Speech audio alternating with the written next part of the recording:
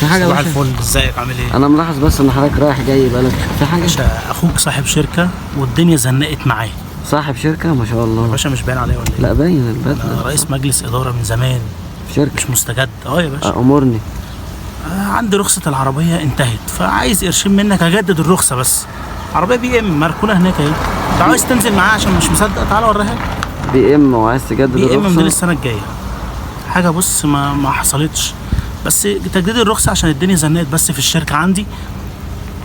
باذن الله هاخد تليفونك كده كده، هتصل بيك اول ما ربنا يرزق وهديك فلوسك 500 بس. انت بتتكلم بجد؟ ايوه يا باشا، انا ههزر؟ هو انا هقف اهزر معاك مثلا؟ راجل صاحب شركه بالبدله بالاناقه دي هقف اهزر معاك؟ بتكلم جد طبعا.